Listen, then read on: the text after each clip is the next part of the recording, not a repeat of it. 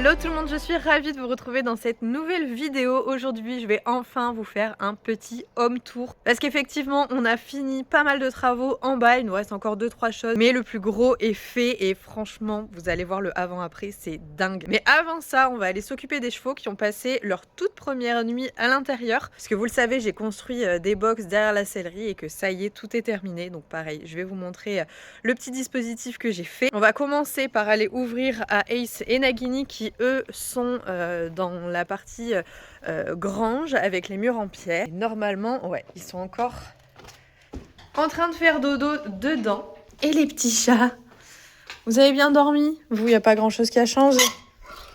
Hein? Bah ouais. Vous avez fini le foin, très bien. Est-ce qu'il vous en reste un peu dehors? Ça va mon loup? Il a plu, vous êtes tout mouillé. Oh. Allez, ah ouais, et là, ça y est, il va commencer à y avoir de la boue un petit peu partout. Il est temps que je me préoccupe des dalles de stabilisation. J'ai mis plein de petits tas de foin un peu partout. Il y a des restes. La nuit a été dure, mon chat. Il a fait frais. Allez, je vous ouvre. Parce que pareil, ici, il va y avoir beaucoup de boue, je pense. Comme le passage est étroit, ça risque d'être pas mal lagadou. Allez, après vous. Donc là, eux, ils ont passé toute la nuit et ils passent maintenant toutes les nuits dans cette petite parcelle. Et là, ils vont aller retrouver donc Bali et Roller à l'intérieur des box. Et les deux loulous. Et bonjour.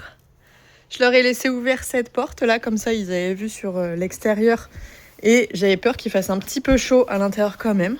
Et ouais, il y a les copains qui sont dehors. Je suis contente, Roller a encore du foin. Ça veut dire qu'il en avait vraiment assez. Par contre, il va falloir que je te remette de la crème sur le bout du nez là. Oui, il y a les copains qui sont là. Et ouais. Oh, ça fait trop longtemps que vous les avez pas vus, hein. Ouais.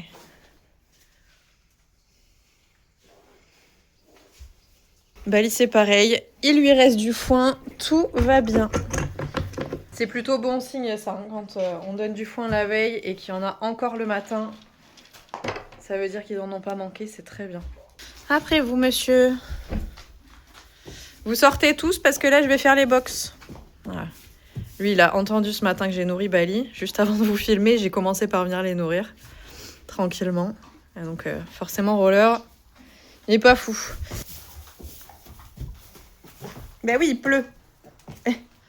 Enfin, il pleut pas, mais c'est humide et je pense que vous allez vous prendre la pluie. Donc, Bali, il faudra que je mette sa couverture avant qu'il se mette à pleuvoir. Là, je pense que Bali, va falloir vraiment que je le chouchoute et que je lui mette dans du papier bulle en ce moment. Parce que, en fait, je vous l'ai dit, Bali, il est en hypothermie tout le temps. Sa température corporelle est très basse et dès qu'il pleut, dès qu'il va faire un petit peu froid, forcément, il lutte beaucoup plus que les autres pour se réchauffer. Ça lui demande plus d'énergie, donc forcément, il maigrit davantage. Donc, le but, cet hiver-là, c'est surtout qu'il ne maigrisse pas parce que vous le voyez, il est déjà vraiment pas gros. Le but, ça va plutôt être de lui faire reprendre du muscle par le fait de redémarrer une activité, un travail, des petites balades, des choses comme ça, hein, rien de bien exceptionnel, du travail à pied. Mais voilà, il va vraiment falloir que je le remuscle petit à petit pour qu'il soit bien physiquement.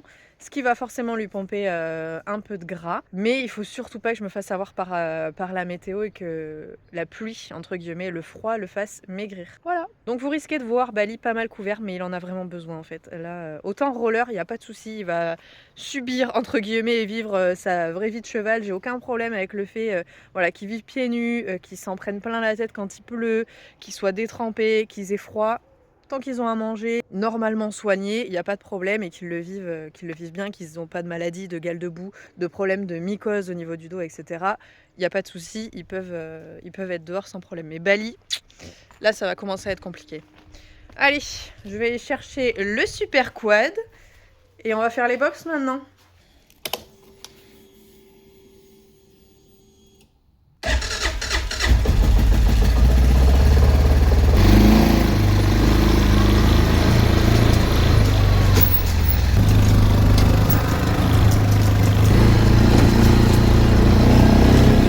Le quad égaré devant les box, comme ça je peux directement décharger. Je vais commencer à trouver mon petit rythme et les positions pratiques ou pas. Et les loulous en ce moment ils sont plus trop dans le grand pré Même Bali et roller, je préfère les rentrer la nuit aussi parce que comme ça préserve un peu le terrain. C'est toujours ça d'herbe la nuit que les chevaux vont pas venir manger sur ce terrain-là et sur celui qu'il y a de l'autre côté également.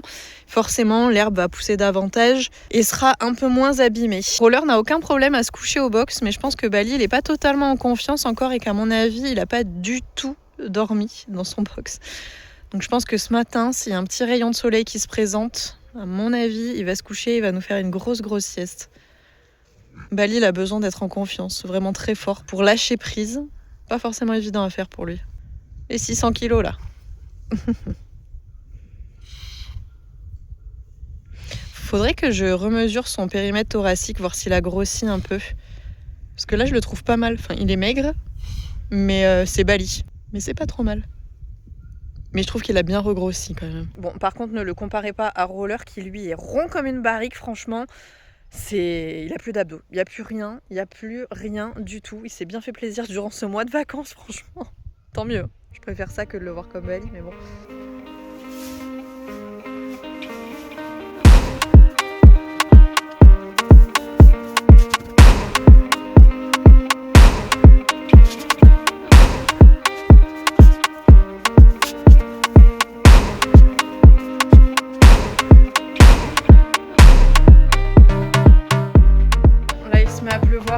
Récupérer la couverture de Bali, je vais lui mettre direct. Vu la tête des nuages, c'est pas prêt de s'arrêter, je crois. Allez Bali, on retrouve ta super copine.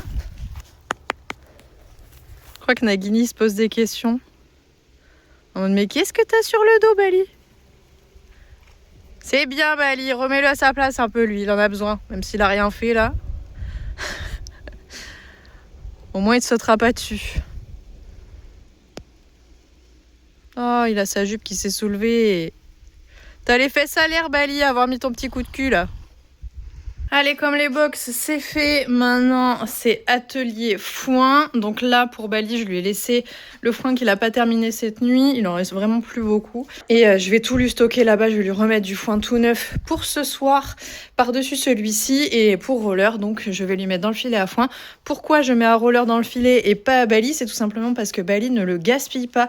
C'est rare qu'il en éparpille dans tout son box. Il fait pas pipi dedans, il fait pas caca dedans, enfin normalement. Alors que Roller, c'est une vraie catastrophe, il prend ça vraiment pour une litière. Donc je préfère lui mettre dans le filet à foin. Et en plus, comme ce box-là est plus petit que l'autre, il doit faire 1 mètre carré de moins. Eh bien, ça occupe moins d'espace dans le box. Comme je vous l'ai dit, il risque moins de marcher dessus. Et en plus, ça le fait manger un peu plus doucement. Ça, c'est très bien. Il n'a pas besoin de se gaver de foin. Il faut juste qu'il en mange continuellement tout au long de la nuit et de la journée. Mais là, la journée, il est plutôt en train de grignoter de l'herbe à droite à gauche plutôt que de manger le foin qu'il leur reste encore là. Mais voilà, la nuit, c'est important quand même qu'il mange aussi. Et Bali, par contre, il faut vraiment qu'il mange beaucoup de foin parce qu'il a du mal à assimiler les fibres. Je vais vous parler vulgairement, mais en gros, il faut qu'il mange 2 fois plus de fibres pour que ça fasse le même résultat que Roller, par exemple. Donc lui, je lui laisse vraiment se gaver de foin. Il n'y a pas de problème, il faut qu'il le fasse pour rester à peu près en état. Donc voilà pourquoi je les nourris de façon différente tous les deux. Et vous voyez quand même que Bali ici a plus de place, même si je lui mets, vous allez voir une montagne de foin à chaque fois, il a quand même la place pour pas marcher sur son foin. Vous allez aussi voir à quel point c'est pratique le filet à foin là, que je vais pas galérer à remplir le filet parce que franchement c'est vite relou d'ouvrir le sac. Les premières touffes de foin qu'on met à l'intérieur, c'est toujours un casse-tête. Franchement, c'est relou. Là, c'est hyper simple. Donc franchement, je suis refaite de cette astuce que vous m'avez donnée. Regardez comme c'est pratique. Comme il est tout le temps ouvert en haut, bah, je peux le glisser très facilement à l'intérieur.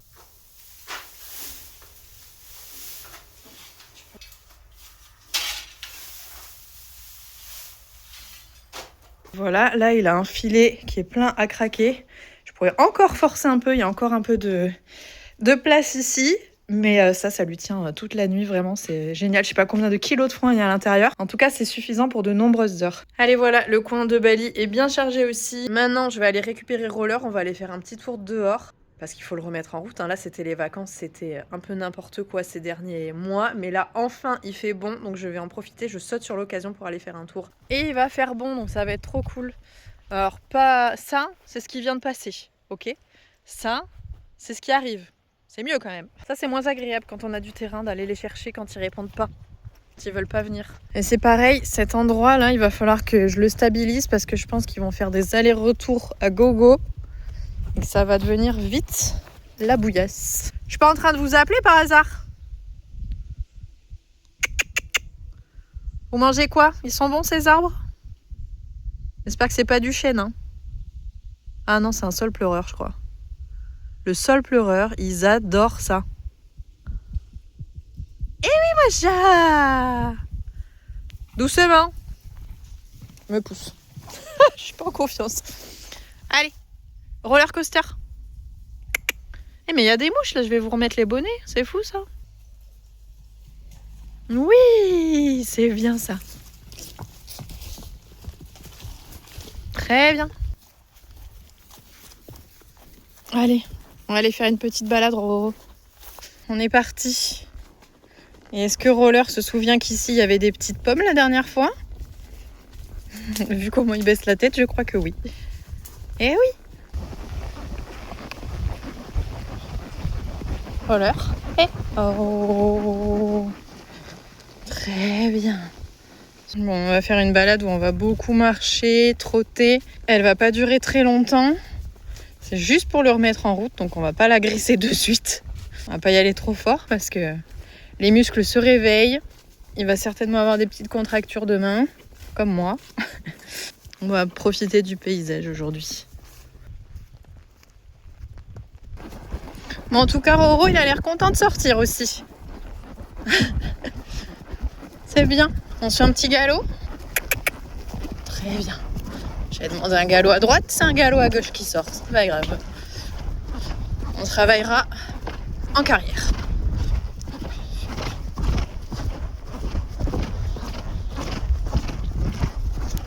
Oh. Oh. Très bien ça, bonhomme. Super.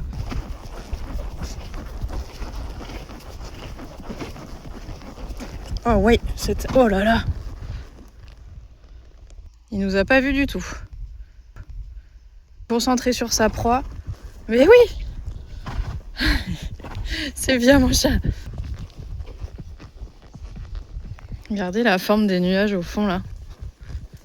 C'est impressionnant. Mais on va pas par là-bas, donc tout va bien. Oh, regardez! Un petit obstacle. À sauter dans une selle de dressage. Un bonheur.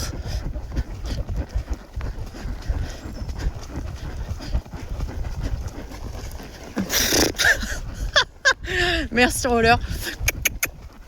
Aïe.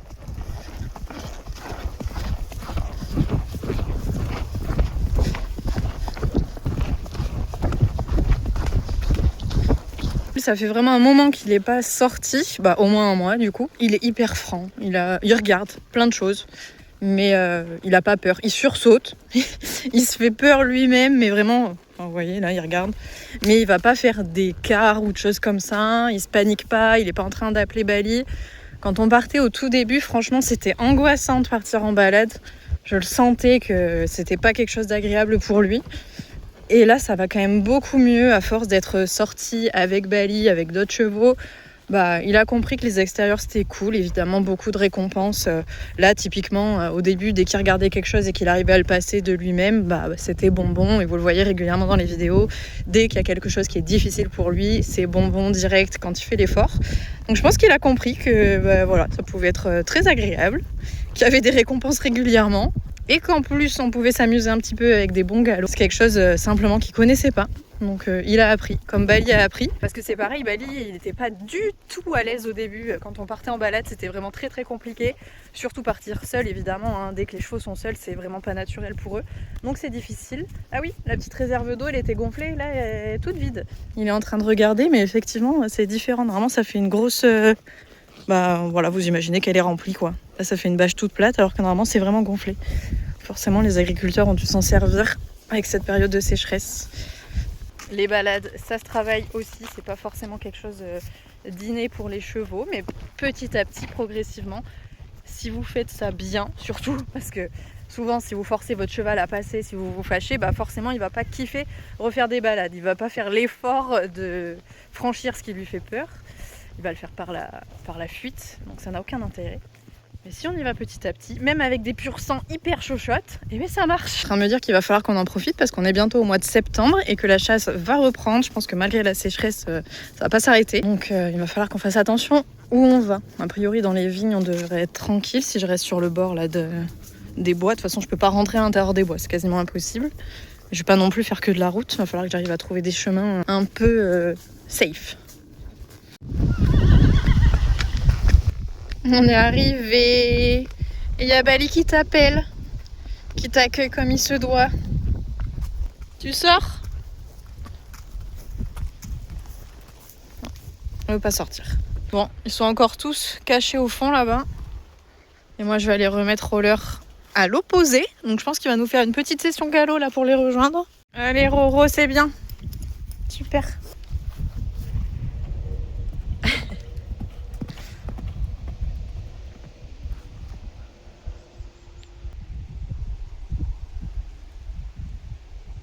Moi, je crois qu'on est rentré à temps. Oh. Il y a un gros nuage, mais alors grosse averse. Hein. Allez, ça y est, Roller est lâché dans le pré. Et je suis enfin donc à l'intérieur de la maison pour vous faire ce petit home tour, du moins des pièces du bas. Parce qu'on n'a fait aucun travaux encore à l'étage. Enfin, il y a une salle de bain qui a été créée dans notre chambre. Un gros travail du coup pour créer de A à Z la salle de bain. C'est Lulu qui s'en est occupée. Mais je vous le filmerai quand on aura fait la déco de l'étage. Donc ça sera pas tout de suite. En tout cas, en bas, je vais vous montrer le petit avant-après qui devrait être assez impressionnant quand même.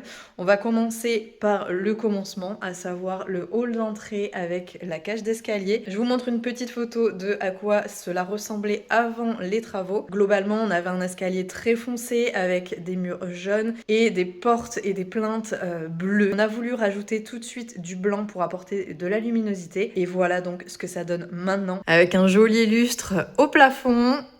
Ça a changé quand même un petit peu. Donc du blanc absolument partout. Les portes effectivement au fond sont devenues beige. L'escalier a pris un peu en clarté aussi comme vous pouvez le voir.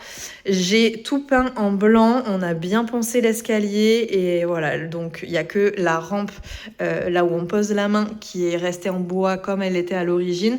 Parce que vous imaginez bien que si je mets ça en blanc au niveau de l'entretien, ça va être un enfer. Ça va être noir tout le temps.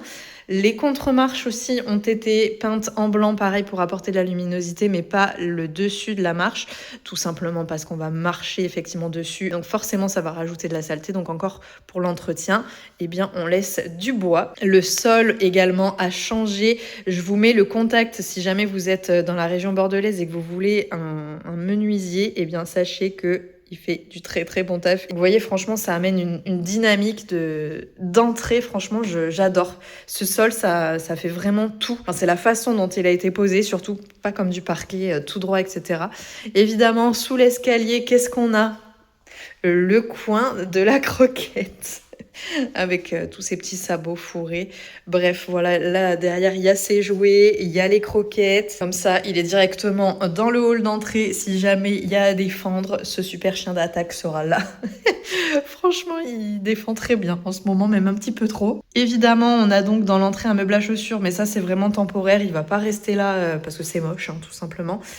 On a également un meuble d'entrée pour se débarrasser. Il y a toutes les affaires de roquettes, entre autres. Voilà, là, le tiroir est plein de balles, de jouets. Ici, on a tout le bazar, pareil, avec les raquettes de ping-pong, le filet de badminton, des ampoules, les caméras Reolink aussi, que j'utilise pas en ce moment. Et on a une petite niche, donc je pense que cette niche-là, elle finira par se transformer en, je sais pas...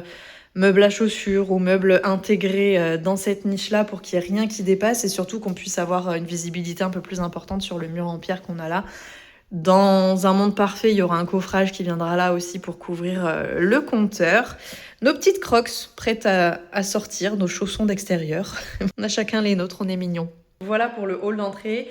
Ça fait beaucoup plus clair, ça change complètement d'atmosphère. Cette partie-là, quand vous rentrez avec le lustre, le miroir... Franchement, j'adore. Bon, faut juste virer ce meuble à chaussures. On continue par quoi? La cuisine ou le salon? Plouf, plouf, ce sera par toi qu'on commencera. Allez, salon. Dans le salon, il y avait 2 pièces. Il y avait une paroi au milieu qu'on a décidé de faire sauter.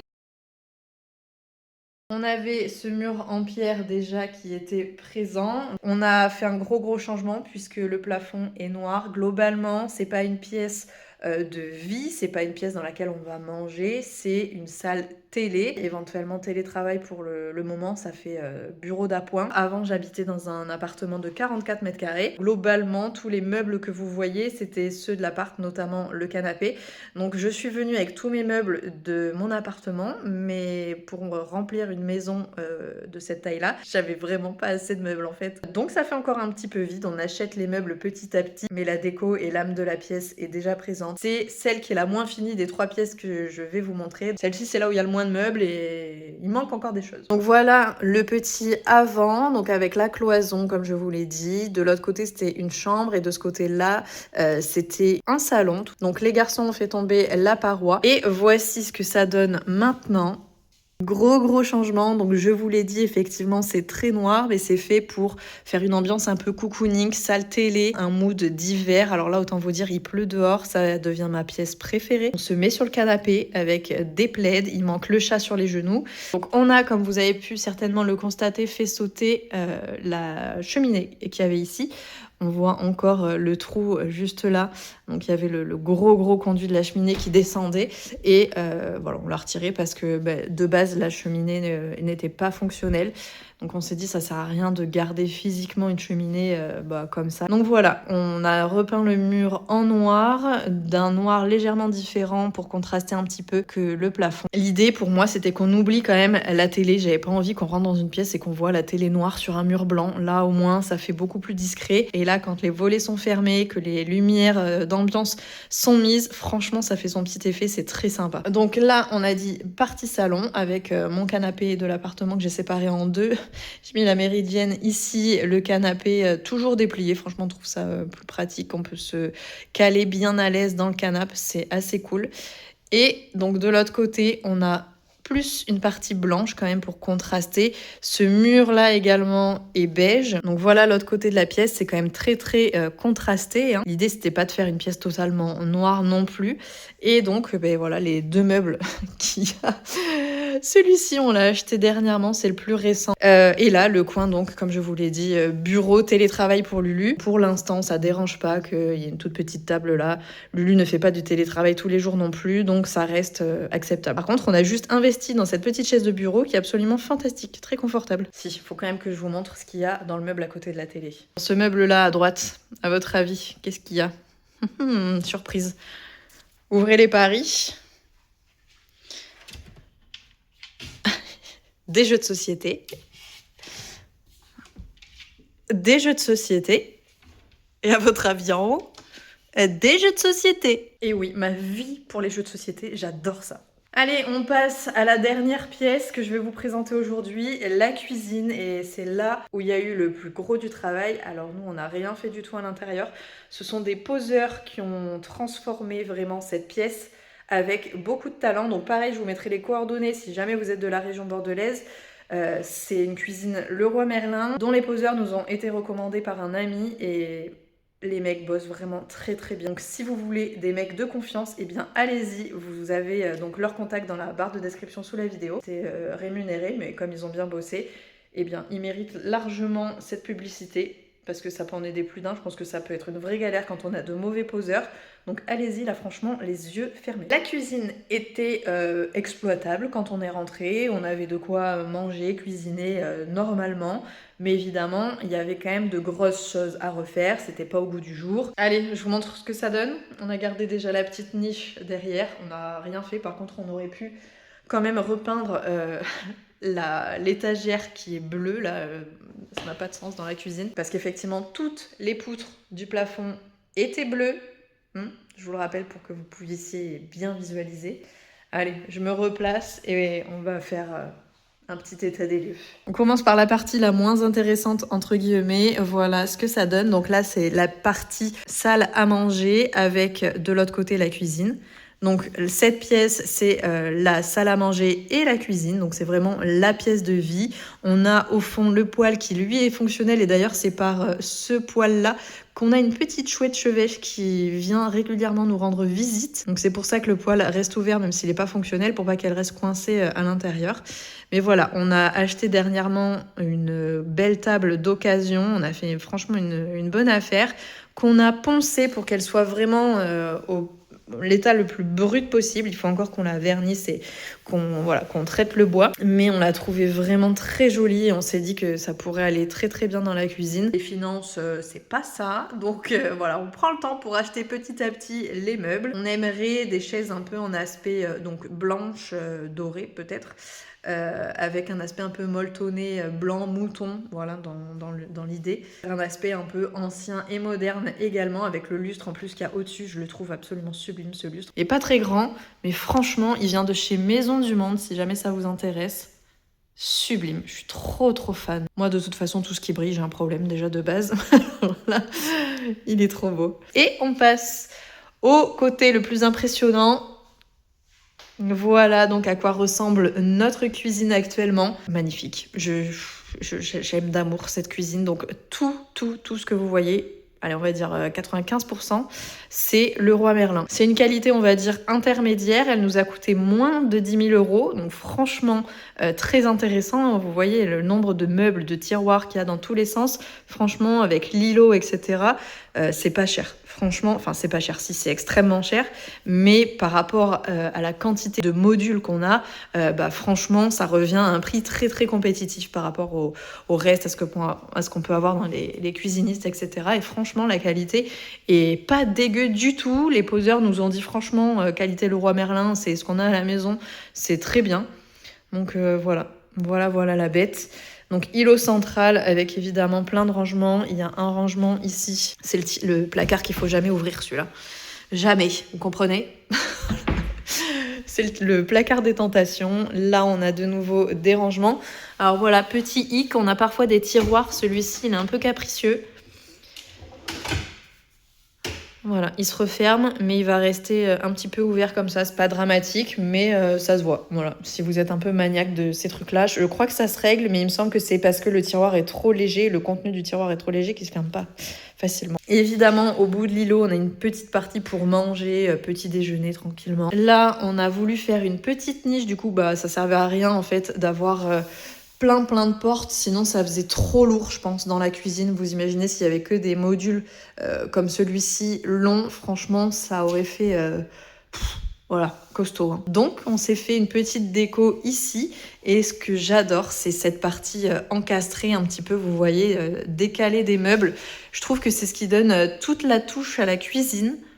C'est vraiment pas mal. Donc là, ça fait des choses pour stocker qui sont pas forcément visibles. Voilà, pas forcément très jolies. Les bananes qui sont en train de pourrir, que je vais les donner aux chevaux parce que là, je pense que ni Lulu ni moi, on va les manger. Mais voilà, du coup, on a un plan de travail supplémentaire. Plan de travail, évidemment, de l'îlot qui est très pratique. Et ici, donc toute la partie qui était déjà existante. On avait toutes les arrivées d'eau. L'évier était placé exactement au même endroit. Les plaques étaient déjà ici. On a micro-ondes, four, enfin la hotte. La hotte, elle vient pas de chez Leroy Merlin par contre. Mais voilà, tout s'accorde plutôt pas mal. Je sais pas ce que vous en pensez. Mais je suis vraiment fan de cette cuisine. Petit avant-après quand même assez impressionnant de ce côté-là. Évidemment, si jamais vous avez des questions, n'hésitez pas à les poser en commentaire. J'essaierai de penser à y répondre.